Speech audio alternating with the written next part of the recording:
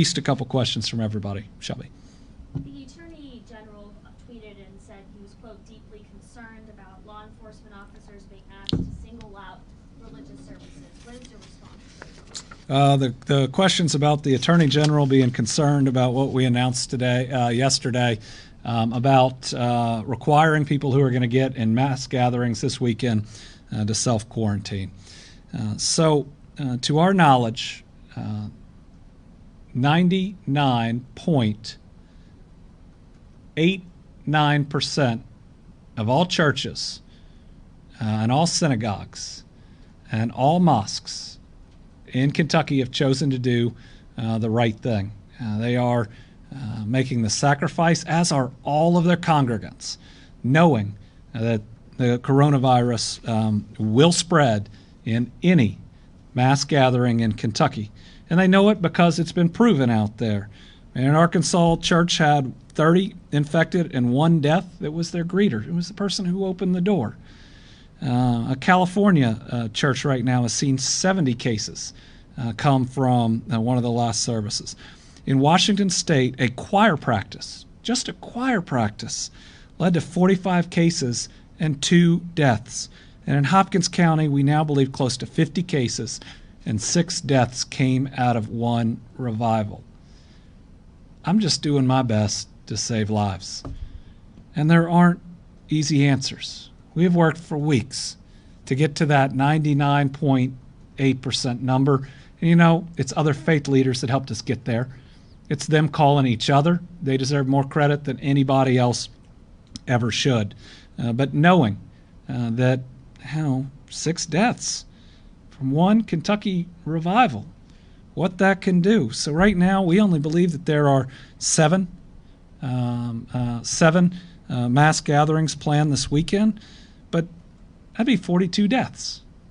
I mean, just if the same thing happened, like happened in Hopkins County.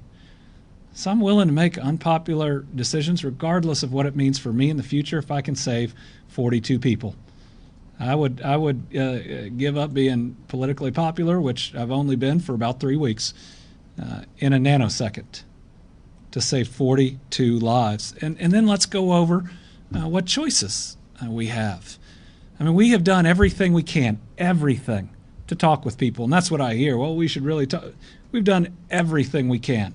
And to our knowledge, most of these facilities say no matter what, we're doing it. So, in my mind, we would have a couple options in that. One, do nothing.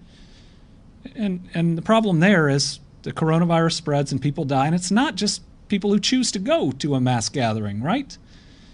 It's the people they then come into contact with, and they come into contact with, and they come into contact with. So how many people who have specifically chosen not to go to a mass gathering, right, end up paying for somebody else's decision? I get in people's mind if they say, well, I'm just making a decision for me, but you're not. Because if you go to work the next day and you spread it around a whole factory, well, guess what? None of them made that decision.